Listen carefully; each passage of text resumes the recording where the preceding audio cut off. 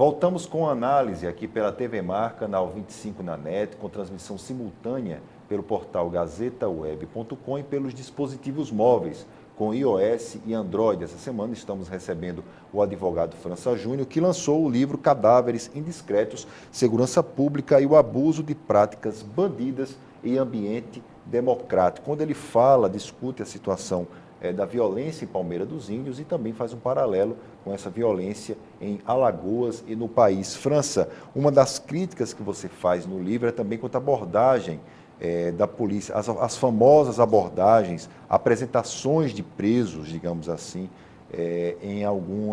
no caso transformando isso em espetáculo midiático.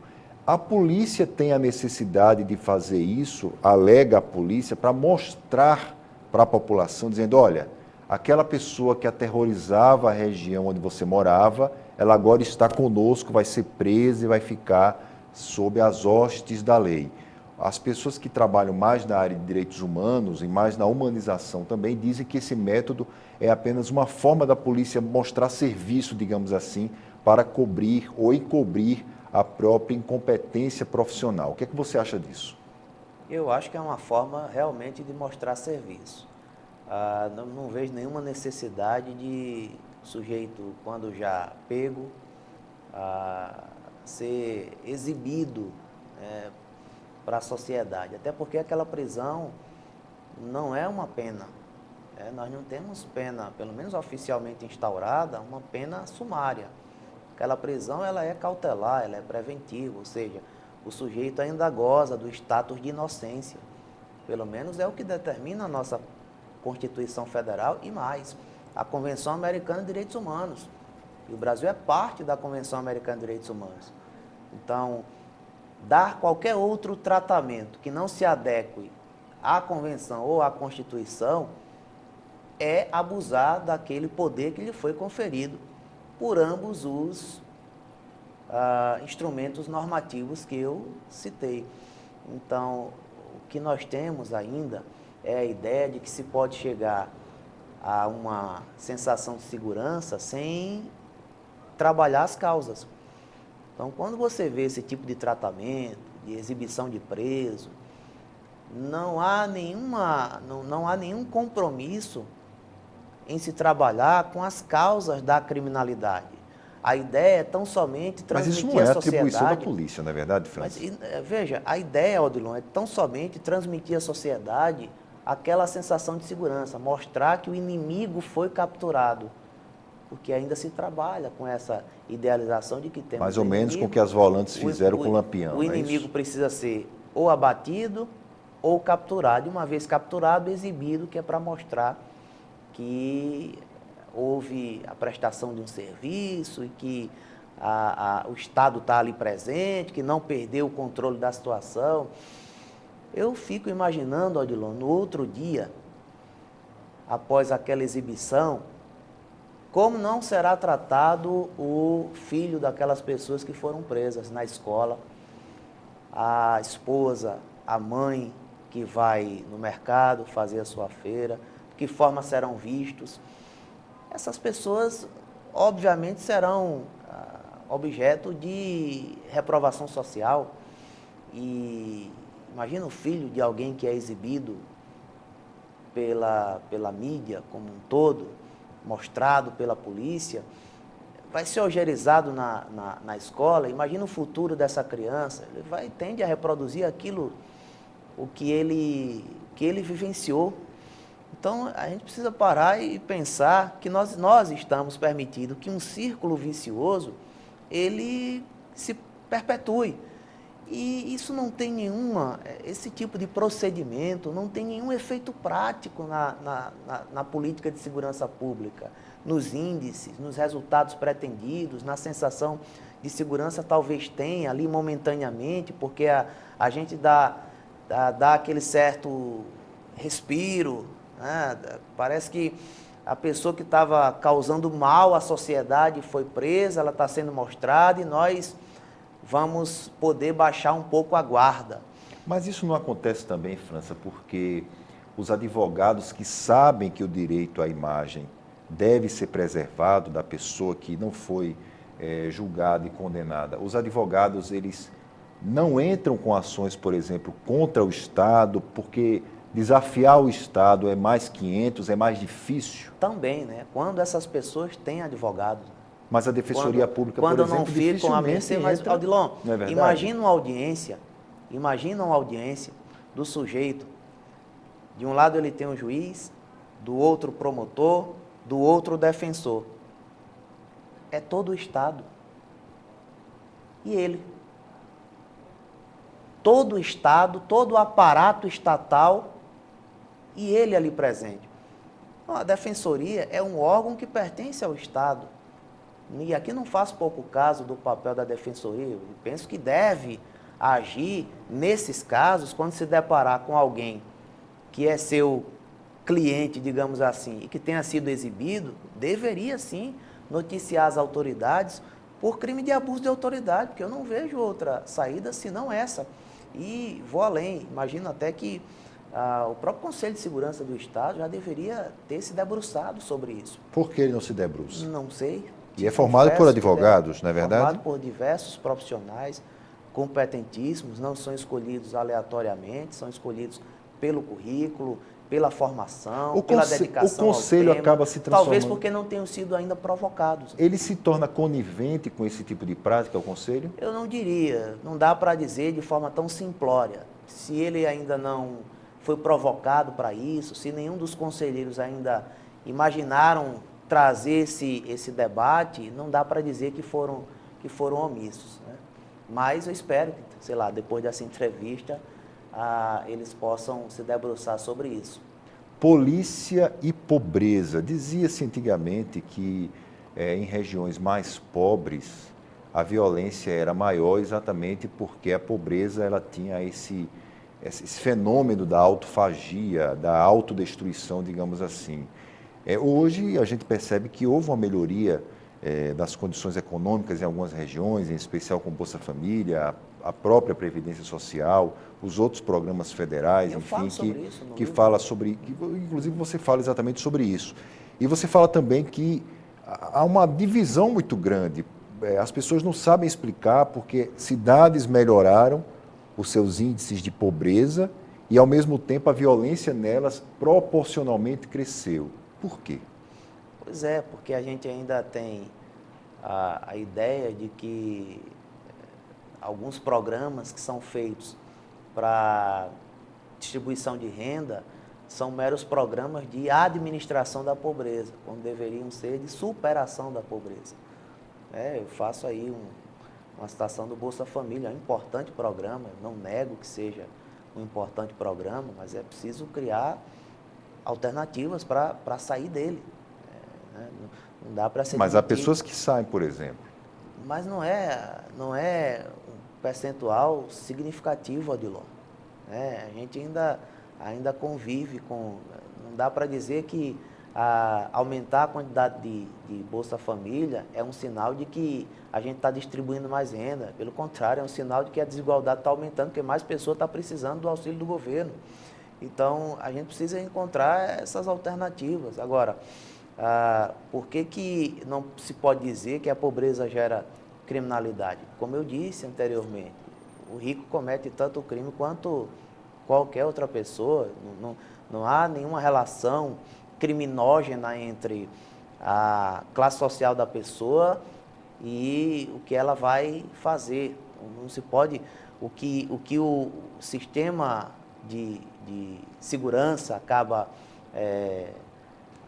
percebendo é que é mais fácil pegar essas pessoas pelos desvios que eventualmente cometam, porque são pessoas que não têm muita influência na estrutura de poder, que não podem trabalhar para modificar de forma organizada, sistematizada, essa estrutura de poder. E elas não podem pagar advogados mais caros, também existe isso, né? Não podem pagar aqueles que se dedicam mais a estudar um pouco mais sobre os defeitos, né, do funcionamento do sistema. Então, e a gente, infelizmente, convive com essas situações e, de alguma forma, passivamente, né? Até que ponto corrupção e violência caminham juntos na pesquisa que você fez aqui?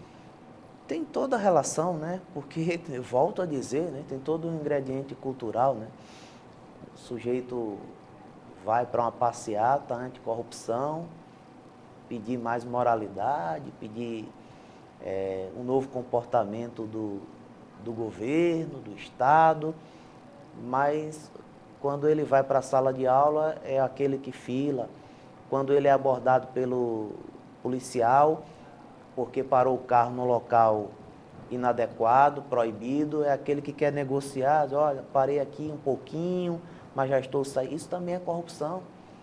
Então é preciso a gente perceber que a gente precisa começar a mudar essas pequenas coisas para poder fazer com que o macro realmente sinta o efeito dessa mudança, né? Então não se pode imaginar que democracia é um produto.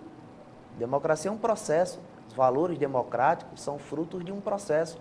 E um processo contínuo. Não depende de mim, de você, do que a gente faz todo dia.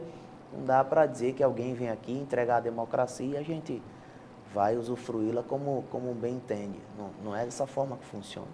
Desde a década de 30 ou 40 do século XIX que o governo, no caso a província alagoana, ela fazia essa análise estatística, digamos assim, dos crimes que ocorriam em Alagoas. Mas era só estatística, eles pegavam dados muito superficiais para poder tentar entender exatamente a dinâmica do crime. Agora, nos últimos anos, da década de 80 para cá, existe um esforço enorme do governo, principalmente do governo federal, de tentar transformar essas estatísticas em fonte de conhecimento para combater diretamente o crime. Mas, em alguns casos, a gente observa que não dá certo. Por exemplo, é o caso de Alagoas. Você tem alguma explicação para isso? Tenho. Eu falo sobre isso no livro. Essas políticas são formuladas de cima para baixo. Não adianta o governo federal trazer um modelo. Mas o de cima para baixo que você fala, quando você pega as estatísticas, elas são de baixo para cima. Você pega diretamente do chão da rua, da estrada. Odilon, trabalhar com informação que eu não consigo articulá-las, que eu não consigo... O problema é dinheiro? Interpretá-las. Eu te diria que não.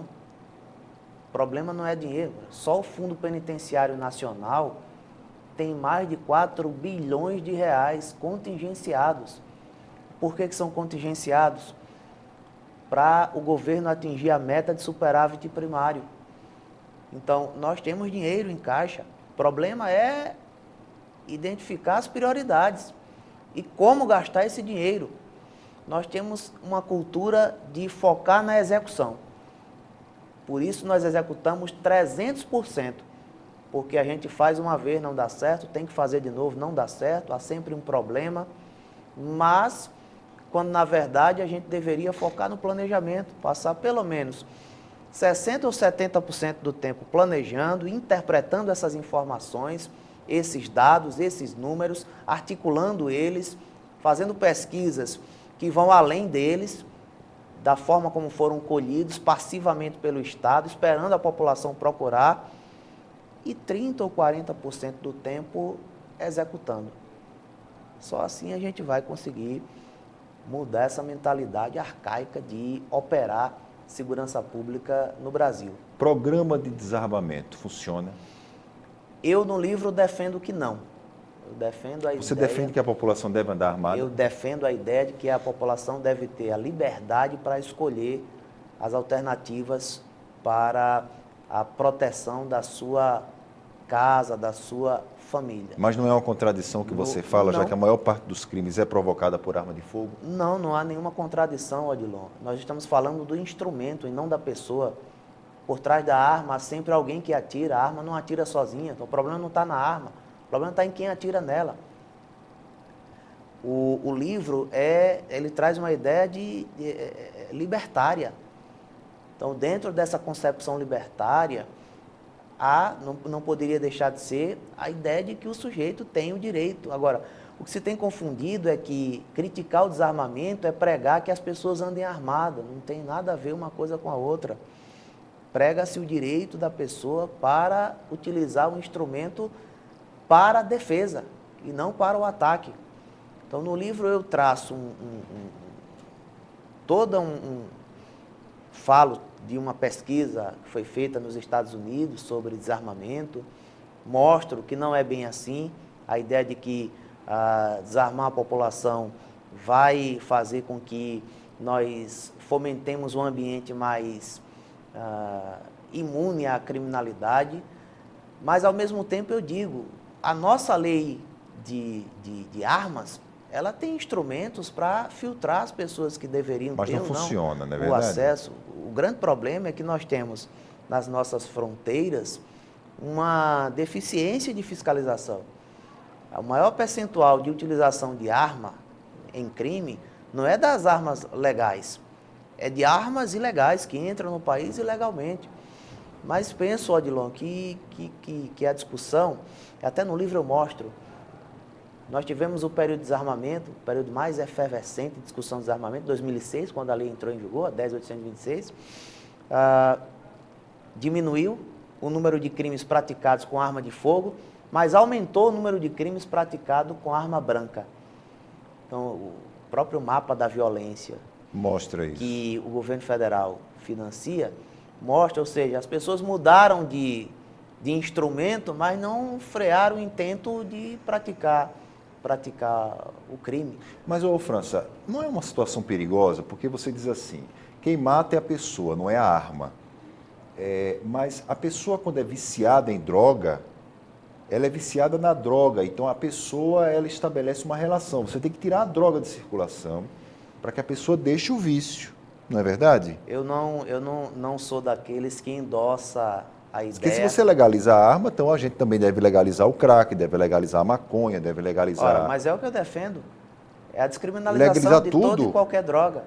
Mas isso não seria o caos, por exemplo? O espaço não nos permite aprofundar muito, mas deixo para o telespectador e para você, enfim, para quem nos assiste, a recomendação do livro do professor Carl Hart, que é um pesquisador renomado, um neurocientista americano, e que tem um livro chamado Um Preço Muito Alto, em que ele traz muitos números que vem desmistificando o que nos é vendido historicamente em relação à droga.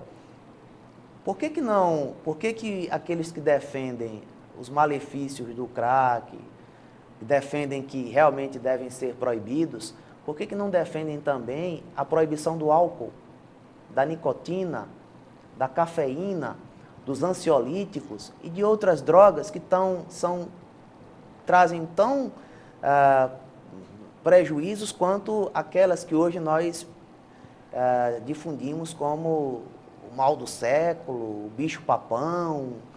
Então, eu acho que é preciso discutir mais isso, né? Preciso conscientizar mais as pessoas, preciso dar o direito das pessoas exercerem a sua liberdade. Mas pelo nível da sociedade brasileira, de um analfabetismo graçante. Mas essa é uma visão uma situação complicada, paternalista, Odilon, da sociedade, né? Eu tenho discutido muito sobre isso. O fato da pessoa ser analfabeta não indica que ela não tem alguma sabedoria, né? Sabedoria não se conquista só nas bancas da faculdade. Eu já convivi com gente que não tinha nenhuma condição de escrever o nome, mas era extremamente sábia, serena, sabe? Apta a dar conselhos para a vida. Então, eu acho que é preciso discutir mais aprofundadamente isso. Eu, como te disse, sou partidário de um ideal libertário, né? Agora, a pessoa deve saber as consequências que ela terá se ela abusar dessa liberdade. Será que ela vai conhecer mesmo, França? Olha, Odilon, alguns falam que é uma utopia, alguns falam que é a busca por um mundo que não existe, mas nós temos sociedades que têm convivido com aquilo que a gente tem trabalhado e defendido e apresentado, né? Os países nórdicos, claro que é uma cultura diferente, mas por que não utilizarmos modelos que deram certo em outros países e que a gente pode adequar a nossa realidade e procurar fazer com que dê certo aqui. No caso das drogas, o Uruguai está começando a descriminalizar, Portugal já descriminalizou, está tratando o uso irregular, o uso ilícito da droga como uma multa de trânsito. O sujeito vai ter vai ter que pagar uma multa. E a quantidade de drogados está crescendo. Você tem consciência disso? Olha, a droga legal também tem crescido, né? Não tem ninguém que não tenha se drogado, tomado um calmante, um ansiolítico, um álcool, a nicotina, ainda que passivamente. O remédio mais vendido no né? mundo é o Rivotril, né? Pois é. Então é preciso, Adilon. Mas é um debate interessante. Discutir mais ao mesmo aprofundadamente. tempo perigoso, mas a gente não tem mais tempo. França, muitíssimo obrigado pela sua presença no nosso programa. O França está lançando exatamente esse livro dele, Cadáveres Indiscretos, Segurança Pública e o Abuso de Práticas Bandidas do Ambiente Democrático, vendido pela editora Viva. Muitíssimo obrigado a você, telespectador, pela sua audiência no nosso programa, e o Análise volta na próxima semana. Até lá!